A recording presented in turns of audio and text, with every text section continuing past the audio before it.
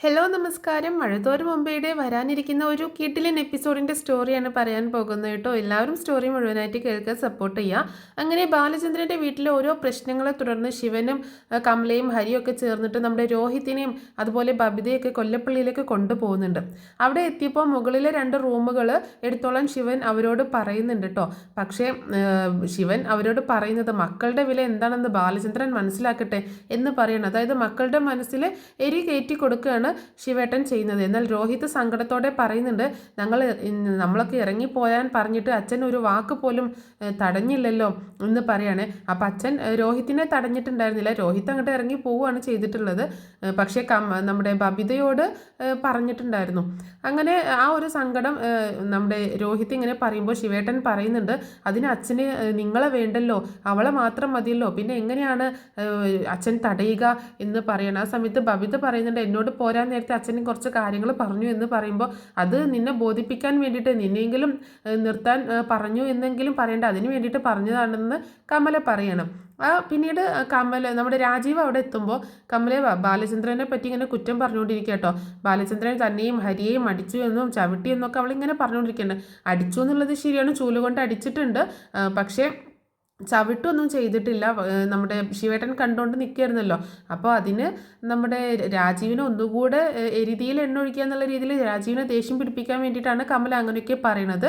ഇതിനിടയിൽ അലീന ബാലചന്ദ്രൻ്റെ മകളാണെന്ന കാര്യത്തിൽ തനിക്ക് സംശയമുണ്ടെന്ന് കമല പറയാണ്. കാരണം അങ്ങനെ ഒരു ബന്ധമൊന്നുമല്ല അവർ തമ്മിൽ എന്നുള്ള രീതിയിൽ ആക്കി മാറ്റുകയാണ്. അവർ തമ്മിൽ അവിഹിതമായിട്ടുള്ള ഒരു ബന്ധമാണ് എന്നുള്ള രീതിയിലാണ് കമല വരുത്തി തീർക്കാൻ ശ്രമിക്കുന്നത്. പിന്നീട് മുറിയിൽ വിശ്രമിക്കുകയായിരുന്ന ബബിതയെയും രോഹിത്തിനെയും കമല മെല്ലെ വേലക്കാരെ പോലെ കൈകാര്യം ചെയ്യാൻ തുടങ്ങുക കേട്ടോ. അതായത് അന്നത്തെ ദിവസം ഒന്നും കുഴപ്പമില്ല, അന്ന് ഭയങ്കര തേനേ പാലേന്നൊക്കെ വെച്ച് ഭയങ്കര സ്നേഹത്തോടെയൊക്കെയാണ് പെരുമാറുകയൊക്കെ ചെയ്യുന്നത്. പക്ഷേ കമലയുടെ ഉള്ളിൽ ഒരു ആദിയുണ്ട്, ഇവരെങ്ങാനും ഇവിടെ സ്ഥിരമായി താമസിക്കേണ്ടി വരുമോ, അതുപോലെ വൈജിയാണെങ്കിൽ ഇങ്ങനെ കിടപ്പ് രോഗിയല്ല, അപ്പോൾ ഇനി ഇവരുടെ ചിലവ് കൂടി നമ്മൾ നോക്കേണ്ടി വരില്ലേ എന്നൊക്കെയുള്ള ഒരു ആദിയുണ്ട്. അത് ശിവേട്ടനോട് പറയുമ്പോൾ ശിവേട്ടൻ പറയുന്നുണ്ട്, നീ അതിപ്പോൾ അതൊന്നും ആലോചിക്കേണ്ട, അതൊക്കെ ശരിയായിക്കോളും, അവരുടെ കാര്യങ്ങളൊക്കെ ബാലചന്ദ്രൻ എന്നല്ലേ നോക്കുന്നത്, അവർക്ക് അക്കൗണ്ടിലേക്ക് ക്യാഷൊക്കെ ബാലചന്ദ്രൻ ഇട്ട് കൊടുക്കുന്നുണ്ട്, അവരുടെ അക്കൗണ്ടിലൊക്കെ അതിന് അവരുടെ ആവശ്യങ്ങൾക്കുള്ള കാശൊക്കെ ഉണ്ടായിരിക്കും എന്ന് പറയാട്ടോ. എന്നാൽ കൊള്ളാം, അല്ലാതെ എനിക്ക് അവർക്ക് കൂടി വെച്ച് വിളമ്പി കൊടുക്കാനൊന്നും എന്നെക്കൊണ്ട് പറ്റത്തില്ല, അവർക്ക് വേണമെങ്കിൽ അവർ തന്നെ വെച്ച് വിളമ്പിക്കോട്ടെ എന്നൊക്കെ കമൽ പറയുമ്പോൾ നീ തൽക്കാലം ഒന്ന് അടങ്ങ്, ഈ പ്രശ്നം നീ ഒന്നുകൂടി കത്തിച്ച് വലുതാക്കല്ലേ എന്ന് പറയാണ് ശിവേട്ടൻ. കമലയാണെങ്കിൽ സൂത്രത്തിൽ ഇങ്ങനെ ഒരു പണി ഒപ്പിക്കുന്നുണ്ട്. ഇന്നിപ്പോൾ ഏതായാലും വന്നു, ഇന്നത്തെ ഒരു ദിവസം പോട്ടെ, നാളെ ഞാൻ ശരിയാക്കി കൊടുക്കാം, അവരെ ഇവിടെ ഞാൻ നല്ല രീതിയിലൊന്നും വാഴിക്കത്തില്ല, എനിക്ക് വയ്യ അവർക്ക് വെച്ച് വിളമ്പി കൊടുക്കാൻ എന്നൊക്കെ മനസ്സിൽ ഇങ്ങനെ പറയാണ്. ഒരു ശവം പോലെ ഒരു സ്ത്രീ റൂമിൽ കിടപ്പുണ്ട്, മുത്തശ്ശിയെക്കുറിച്ചാണ് ഇങ്ങനെ പറയുന്നത്, ഒക്കെ മനസ്സിലാണ് പറയുന്നത് കേട്ടോ, ശിവേട്ടനോട് പറയുന്നില്ല. അങ്ങനെ പിറ്റേ ദിവസം രാവിലെ തന്നെ എഴുന്നേൽക്കുന്ന കമല, ബബിത കിടന്ന് ഉറക്കുകയാണല്ലോ, ബബിത നേരത്തെ കാലത്തൊന്നും എഴുന്നേൽക്കില്ല, അതുപോലെ രോഹിത്തും അങ്ങനെ തന്നെയാണല്ലോ. ബബിത ഭയങ്കര ഉറക്കമാണ് കേട്ടോ. ആ സമയത്ത് കമല എഴുന്നേറ്റ് അടുക്കളയിൽ വന്നിട്ട് ചായയൊക്കെ ഉണ്ടാക്കുന്നുണ്ട്. അപ്പോൾ അഞ്ജു അങ്ങോട്ടേക്ക് വരുന്നുണ്ട്, അഞ്ജുവിനും ചായ കൊടുക്കുന്നു, ശിവേട്ടനും രാജീവിനൊക്കെ കൊടുക്കുന്നുണ്ട്. അപ്പോൾ ശിവേട്ടൻ ചോദിക്കുന്നുണ്ട്, ബബിത എഴുന്നേറ്റില്ലേ എന്ന് ചോദിക്കുമ്പോൾ ഇല്ല, എന്തൊരു ഉറക്കം അത്, പെൺകുട്ടികൾ ഇങ്ങനെ ഇത്രയും നേരമൊക്കെ കിടന്ന് ഉറങ്ങുമോ, എഴുന്നേറ്റ് എന്തെങ്കിലുമൊക്കെ ജോലി ചെയ്യണ്ടേ, ഇവിടെ ഞാൻ മാത്രമല്ലേ ഉള്ളൂ, ഒന്ന് അവൾക്ക് വന്ന് എന്നെ ഒന്ന് ഹെൽപ്പ് ചെയ്തൂടെ, അങ്ങനെയൊന്നുമില്ല, ഇനിയിപ്പം എഴുന്നള്ളി ഇങ്ങോട്ട് വരുമ്പോൾ ഞാൻ വെച്ച് വിളമ്പി ഉണ്ടാക്കി കൊടുക്കണം, എന്നെക്കൊണ്ടൊന്നും പറ്റത്തില്ല, എഴുന്നേറ്റ് വരുമ്പോൾ എന്താ വേണ്ടെന്ന് വെച്ചാൽ ഉണ്ടാക്കി കഴിക്കട്ടെ എന്ന് പറയാണ് കമല. കമല നീ ഒന്ന് പതുക്കെ പറ, അവൾ കേട്ടോണ്ട് വരണ്ട എന്ന് പറയുമ്പോൾ കേട്ടു വന്നാൽ എന്താ കുഴപ്പം, നീ എനിക്ക് അഞ്ജുവിനെ പോലെ കണ്ടുകൂടെ അവളെ എന്ന് ചോദിക്കുമ്പോൾ അഞ്ജുവിനെ പോലെ കാണുന്നതിന് എനിക്ക് കുഴപ്പമൊന്നുമില്ല, പക്ഷേ ഇവള് തന്നെ എനിക്ക് വീട്ടിലൊരു ഹെൽപ്പും ചെയ്യത്തില്ല, അപ്പോൾ അതിൻ്റെ കൂടെ 2 പേരും കൂടെ വന്നേക്കണം, എല്ലാവർക്കും കൂടി വെച്ച് വിളമ്പി കൊടുക്കാനൊന്നും എന്നെ കൊണ്ട് പറ്റത്തില്ല എന്ന് കമല ദേഷ്യത്തോട് കൂടിയിട്ട് പറയണം. അങ്ങനെ ആ സമയത്താണ് ബബിത എഴുന്നേറ്റ് വരുന്നത് കേട്ടോ. ആൻറ്റി കോഫി ഉണ്ടോ എന്ന് ചോദിക്കുമ്പോൾ കമല പറയുന്നത്, അയ്യോടി മോളെ, ഉണ്ടാക്കിയതൊക്കെ ഞങ്ങൾ കുടിച്ചു കഴിഞ്ഞല്ലോ, ഇനിയിപ്പോൾ പുതിയത് ഉണ്ടാക്കിയിട്ട് വേണം എന്ന് പറയണേ, എന്നാൽ ആൻറ്റി എനിക്കൊരു കോഫി ഉണ്ടാക്കി തരുമോ എന്ന് ചോദിക്കാനും ബബിത. കൂടെ തന്നെ രോഹിത്തും വരുന്നുണ്ട്, ആൻറ്റി എനിക്കും വേണം എന്ന് പറഞ്ഞിട്ട് വരികയാണേ. ആ സമയത്ത് കമല ഒരു സൂത്രം ഒപ്പിക്കുകയാണ് ബബിതയോട്, എടി എനിക്ക് അത്യാവശ്യമായിട്ടൊരു കാര്യം ചെയ്യാനിടും, അമ്മയ്ക്ക് കുറച്ച് മരുന്ന് എടുത്തു കൊടുക്കാനും ഭക്ഷണം കൊടുക്കാനും ഒക്കെ ഉണ്ട്, മോളൊരു കാര്യം ചെയ്യേ, നിനക്കും രോഹിത്തിനും ഉള്ള കോഫി മോള് തന്നെ ഒന്ന് ഉണ്ടാക്കുക എന്ന് പറയുമ്പോൾ, അയ്യോ ആൻറ്റി എനിക്ക് കോഫി ഉണ്ടാക്കാനൊന്നും അറിയത്തില്ല എന്ന് പറയാണ് ബബിത. അതൊന്നും സാരമില്ല, നീ ഒരു കാര്യം ചെയ്യേ, നീ അത് ഒന്നും ഉണ്ടാക്കി പഠിക്കുക, വെള്ളം തിളയ്ക്കുന്ന സമയത്ത് കുറച്ച് പാലും ഒഴിക്കുക, അതുപോലെ അങ്ങനെ എന്തെങ്കിലുമൊക്കെ നീ ചെയ്താൽ മതി, നീ അല്ലെങ്കിൽ യൂട്യൂബിൽ നിൻ്റെ ഫോണിൽ അതിലൊന്ന് നോക്കുക എങ്ങനെയാണ് കോഫി ഉണ്ടാക്കുന്നതെന്ന്, അങ്ങനെ നീ നിനക്കും രോഹിത്തിനും കൂടി കോഫി ഒന്ന് ഉണ്ടാക്കും, ഈ ഒരു തവണത്തേക്ക് ക്ഷമിക്ക്, ഉച്ചയാകുമ്പോഴേക്കും നമുക്ക് ഫുഡൊക്കെ ഉണ്ടാക്കാം എന്ന് പറയും കേട്ടോ. അപ്പം സോപ്പ് ഇടുകയാണ്. അപ്പോൾ എന്നാൽ ശരി ആൻറ്റി ഞാൻ ഉണ്ടാക്കി നോക്കാം എന്നൊക്കെ പറയുന്നുണ്ട്. എടി അഞ്ജു നീ കൂടി വരും എൻ്റെ കൂടെ ഹെൽപ്പ് ചെയ്യാനെന്ന് പറയുമ്പോൾ എനിക്കൊന്നും വയ്യ അടുക്കളയിൽ കയറാൻ, ചേച്ചി പോയി ചെയ്തോ എന്ന് പറഞ്ഞിട്ട് അഞ്ജു അവിടെ നിന്ന് പോകുന്നുണ്ട്. അങ്ങനെ ബബിത കോഫി ഉണ്ടാക്കാനായിട്ട് പോവുകയാണ്. ബബിത കിച്ചണിൽ കയറിയിട്ട് ആന കരിമ്പീൻകാട്ടിൽ കയറിയതുപോലെയുള്ള അവസ്ഥയാണ് ആക്കി വെക്കുന്നത്. ചായ ഉണ്ടാക്കുന്നുണ്ട്, എന്നിട്ട് ആ പാത്രമൊക്കെ അവിടെ തന്നെ വെക്കുകയാണ്. കോഫി ഉണ്ടാക്കിയിട്ട് അവിടെ തന്നെ വെക്കുകയാണ്. കോഫി പൗഡർ എടുത്തിട്ട് അതും അവിടെ തന്നെ വെക്കുന്നുണ്ട്. ഷുഗറും ഒക്കെ പരത്തിയിട്ടേക്കണം. അതിൻ്റെ താഴെ കോഫി പൗഡറും ഷുഗറൊക്കെ ആ സ്ലാബിൽ ചാടിക്കിടക്കുന്നുണ്ട്. അതൊന്നും ക്ലീൻ ആക്കാതെ ബബിത 2 കപ്പിലേക്ക് കോഫി ഒഴിച്ചിട്ട് രോഹിത്തിനും കൊണ്ടുപോയി കൊടുക്കുകയാണ്. ബബിതയും കുടിക്കട്ടോ. മുത്തശ്ശിയുടെ റൂമിൽ വരുന്ന നമ്മുടെ കമല കാണുന്നത് ഈ സ്ലാബ് മൊത്തം വൃത്തികേടായിരിക്കുന്നതും ബബിത കുടിച്ച കോഫീൻ്റെ കപ്പ് അവിടെ ഡൈനിങ് ടേബിൾ അതുപോലെ രോഹിത്തിൻ്റെ ഒക്കെ അവിടെ ഇരിക്കുന്നതും കിച്ചൺ സ്ലാബ് ആണെങ്കിൽ ആകെ വൃത്തികേടായിരിക്കുന്നതൊക്കെ കണ്ടിട്ട് കമലയ്ക്ക് ഭയങ്കര ദേഷ്യം വരികയാണ്. നശിപ്പിക്കാനായിട്ട് ഇങ്ങോട്ട് കെട്ടി എഴുന്നള്ളിച്ചേക്കുന്നത് എന്ന് പറഞ്ഞിട്ട് ഈ ശിവേട്ടൻ്റെ ഒരു കാര്യം വല്ല ആവശ്യം ഉണ്ടായിരുന്നു ഇങ്ങോട്ടേക്ക് കൊണ്ടുവരാനെന്ന് പറഞ്ഞിട്ട് പിറുപിറുക്കുകയാണ്. എന്നിട്ട് ബബിതയെ വിളിക്കുന്നുണ്ട്. ബബിതേ നീ എവിടെയാണെന്ന് ചോദിക്കുമ്പോൾ ഞാൻ ഇവിടെ മുകളിലാണ് ആൻറ്റി, എന്താ കാര്യം എന്ന് ചോദിക്കുക കേട്ടോ. നീ ഇങ്ങോട്ടേക്കൊന്ന് വന്ന് ഇവിടെ എന്താ കാണിച്ചു വെച്ചേക്കുന്നത്? എന്താ ആൻറ്റി നീ എന്താ ഈ കുടിച്ച കോഫി കപ്പ് കഴുകി വെക്കാഞ്ഞത്? അയ്യോ ആൻറ്റി ഞാൻ മറന്നുപോയി, അന്ന് അത് കൊണ്ടുപോയി കഴുകി വെക്കുക. ഈ സ്ലാബ് എന്താ കാണിച്ചു വെച്ചേക്കുന്നത്? കോഫി ഉണ്ടാക്കി കഴിഞ്ഞാൽ ആ പാത്രങ്ങൾ അപ്പത്തിന് വന്ന് കഴുകി വെച്ചൂടെ നിനക്ക് എന്ന് പറയാട്ടോ. അപ്പോൾ കമലയുടെ സ്വഭാവം ഏകദേശം ഇങ്ങനെ മനസ്സിലാക്കി വരികയാണ് ബബിത. അതൊന്നും ബബിതയ്ക്ക് അങ്ങനെ ഇഷ്ടപ്പെടുന്നില്ല. ഇതൊന്നും വീട്ടിൽ ശീലിക്കാഞ്ഞിട്ടാണ്. അവനവൻ കുടിച്ച ഗ്ലാസ്സൊക്കെ അവനവൻ തന്നെ കഴുകി വെക്കണം. ഇവിടെ ഞാൻ അങ്ങനെയാണ് എല്ലാവരെ കൊണ്ടും ചെയ്യിപ്പിക്കും, അല്ലാതെ എന്നെ കൊണ്ടൊന്നും ഒറ്റയ്ക്ക് ഇങ്ങനെ ചെയ്യാൻ പറ്റത്തില്ല. ഇവിടുത്തെ ജോലികളൊക്കെ എല്ലാവരും കൂടി ചെയ്യണമെന്ന് കമല പറയണം. അങ്ങനെ ഉച്ചയ്ക്ക് ലഞ്ച് ഉണ്ടാക്കുന്ന സമയത്തും ബബിതയെ വിളിച്ചിട്ട് ഒരുപാട് പണികളിൽ ഹെൽപ്പ് ചെയ്യിക്കുന്നുണ്ട്. ബബിതയ്ക്ക് ഒരു സ്വസ്ഥതയും കൊടുക്കുന്നില്ല കേട്ടോ. പച്ചക്കറി അറിയാനും പാത്രം കഴുകാനും അങ്ങനെയുള്ള കാര്യങ്ങൾക്കൊക്കെ തേങ്ങ ചിരവാനും ഒക്കെ കമല വിളിക്കുന്നുണ്ട്.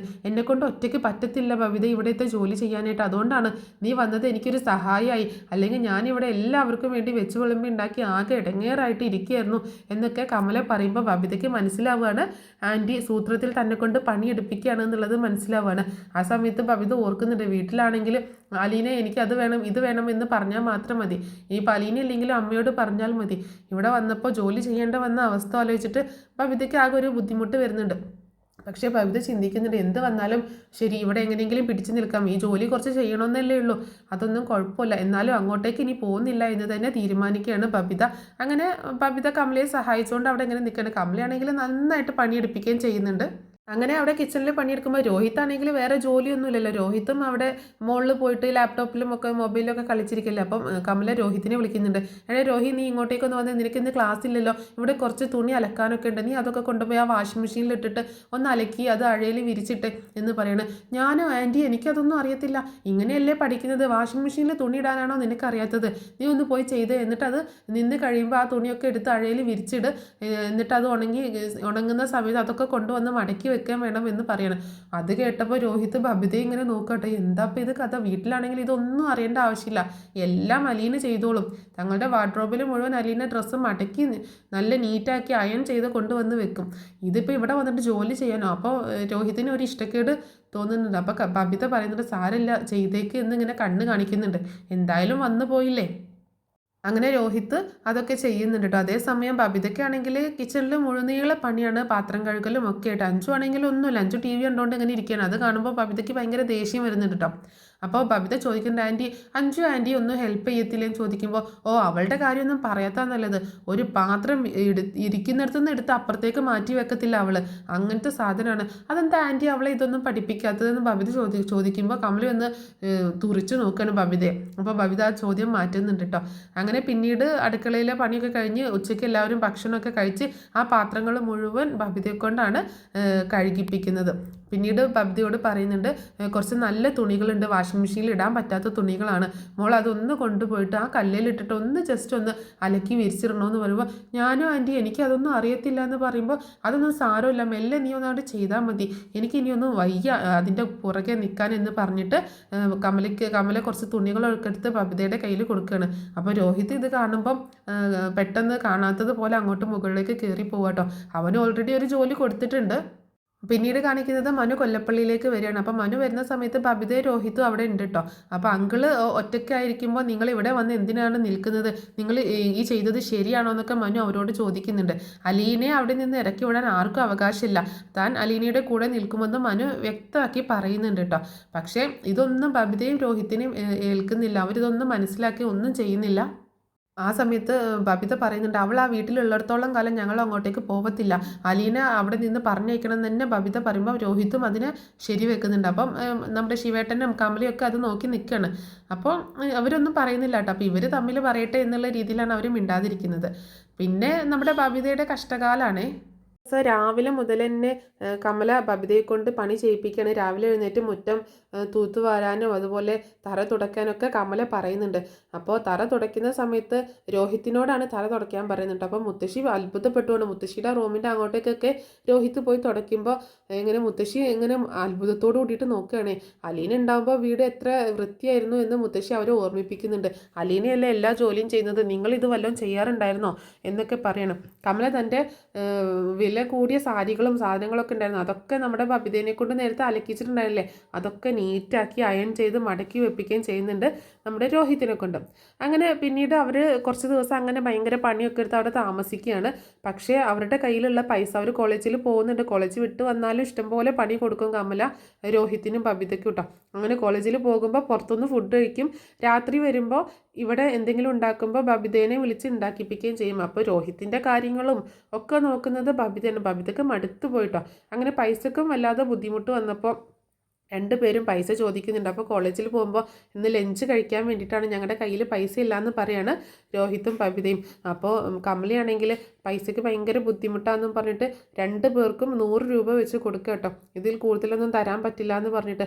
അപ്പോൾ സ്വന്തം വീട്ടിലാണെങ്കിൽ ഭയങ്കര ആഡംബരത്തോടും ആർഭാടത്തോടും കൂടിയിട്ട് ജീവിച്ച ആൾക്കാരല്ലേ ഇവരെ, അവർക്ക് ആ പൈസ ഒന്നിനും തികയുന്നില്ല. അപ്പോൾ ഹരിയുടെ കയ്യിൽ നിന്ന് കടം വാങ്ങിയിട്ടാണ് പിന്നീട് അവർ കാര്യങ്ങൾ നടത്തുന്നത്. ഹരി എവിടെന്നെങ്കിലുമൊക്കെ കട്ടും മോഷ്ടിച്ചും ചെയ്യുന്നതാണ്. അപ്പോൾ അങ്ങനെയാണ് അവരുടെ കാര്യങ്ങളൊക്കെ ചെയ്തു പോണതും.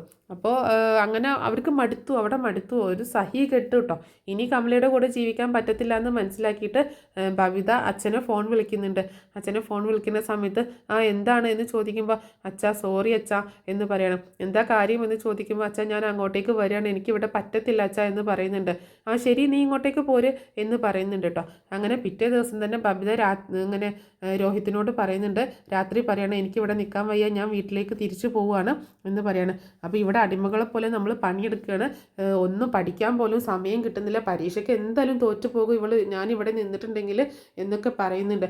അപ്പോൾ കമലയാണെങ്കിൽ ഇവർ രാത്രി റൂമിൽ കിടക്കുന്ന സമയത്ത് കറണ്ട് ബില്ല് കൂടുതലാണെന്നും പറഞ്ഞിട്ട് AC ഒക്കെ ഓഫാക്കും. അപ്പോൾ അതൊക്കെ ഇങ്ങനെ പറയാണ്. അപ്പോൾ പിറ്റേ ദിവസം തന്നെ കോളേജിലേക്ക് പോകുന്ന ബബിത വീട്ടിൽ ഇവിടെ ഒന്നും പറയാതെ നേരെ കടപ്പാട്ടൂരിലെ വീട്ടിലേക്കാണ് പോണത്. അപ്പോൾ രോഹിത്തിനോടും കമല മോശമായിട്ട് സംസാരിച്ചപ്പോൾ അവനും ബാഗുമായിട്ട് അവിടെ നിന്ന് ഇറങ്ങുന്നുണ്ട്. പക്ഷേ ബബിതയാണ് ആദ്യം ഇറങ്ങുന്നത് കേട്ടോ. ബബിത ആദ്യം ഇറങ്ങിപ്പോയി അങ്ങനെ നേരെ കടപ്പാട്ടൂർ വീട്ടിലേക്ക് പോകുന്നുണ്ട്. അവിടെ എത്തുമ്പോൾ ബാലചന്ദ്രൻ ചോദിക്കുന്നുണ്ട് എന്തിനാ തിരിച്ചു വന്നതെന്ന് ചോദിക്കുമ്പോൾ സോറി അച്ഛാ എന്നോട് ക്ഷമിക്കുക എന്നൊക്കെ പറയുന്നുണ്ട്. നിങ്ങൾക്ക് ഇവിടെ നിന്ന് പോകുമ്പോൾ എൻ്റെ അനുവാദം വേണ്ടായിരുന്നു, പക്ഷേ തിരിച്ച് കയറണമെന്നുണ്ടെങ്കിൽ എൻ്റെ അനുവാദം തീർച്ചയായിട്ടും വേണമെന്ന് പറയണം ബാലചന്ദ്രൻ. അപ്പോൾ ബബിത പറയുന്നുണ്ട് സോറി അച്ഛാ ഒരു തെറ്റ് പറ്റിപ്പോയതാണ്, അച്ഛൻ ക്ഷമിക്ക് എന്നൊക്കെ പറഞ്ഞിട്ട് കാല് പിടിച്ച് കയറണം. അപ്പോൾ ബാലചന്ദ്രൻ ബബിതയോട് പറയുന്നുണ്ട് സ്വന്തം വീട്ടിൽ കിട്ടുന്ന സുഖവും സൗകര്യങ്ങളൊന്നും എത്ര വില കൂടിയ ബംഗ്ലാവിൽ പോയി താമസിച്ചാലും കിട്ടില്ല. സ്വന്തം വീടൊരു ചെറ്റക്കുടിലാണെങ്കിൽ പോലും അവിടെ കിട്ടുന്ന സുരക്ഷിതത്വവും സന്തോഷവും സമാധാനവും ഒന്നും ഏത് വീട്ടിൽ പോയാലും കിട്ടില്ല. ആരുടെ കൂടെ താമസിച്ചാലും അച്ഛൻ്റെ അമ്മയുടെയും കൂടെ താമസിക്കുന്ന ആ ഒരു സുരക്ഷിതത്വം നിങ്ങൾക്ക് കിട്ടത്തില്ല എന്ന് പറയണം. ഇപ്പോൾ അത് ശരിക്കും മനസ്സിലായി അച്ഛാ എന്ന് പറയുന്നുണ്ട് ബബിത. അങ്ങനെ ബബിത വീട്ടിലേക്ക് കയറുന്നുണ്ട് കേട്ടോ.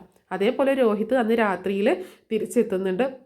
രോഹിത്തിന് ഡോറ് തുറന്നു കൊടുക്കുന്നത് അലീനയാണ്. അലീന ഒന്നും മിണ്ടുന്നില്ല. അങ്ങനെ രോഹിത്ത് നേരെ മുകളിലേക്ക് കയറി പോകാൻ നിൽക്കുന്ന സമയത്ത് ബാലചന്ദ്രൻ അവിടെ നിൽക്കുക എന്ന് പറയാണ്. എന്തിനാ തിരിച്ചു വന്നത് എന്ന് ചോദിക്കുമ്പോൾ രോഹിത്തിന് മറുപടി ഇല്ല കേട്ടോ. അപ്പോൾ രോഹിത്തിനോടും അതുപോലെ തന്നെ ബാലചന്ദ്രൻ കുറച്ച് ഉപദേശങ്ങളൊക്കെ കൊടുക്കുന്നുണ്ട്. അപ്പോൾ വീട്ടിൽ തിരിച്ചെത്തിയ ആ ഒരു അപമാനം ഉണ്ടല്ലോ, എന്നാലും രോഹിത്ത് അങ്ങനെ വീട്ടിലേക്ക് തിരിച്ചെത്തുകയാണ്. വീട്ടിൽ തിരിച്ചെത്തിയപ്പോൾ രോഹിത്തിനോട് പറയുന്നുണ്ട് കൊല്ലപ്പള്ളിയിൽ വിരുന്നൂട്ടൊക്കെ കഴിഞ്ഞു എന്ന് ചോദിക്കുമ്പോൾ അവൻ തല താഴ്ത്തി നിൽക്കുകയാണ്.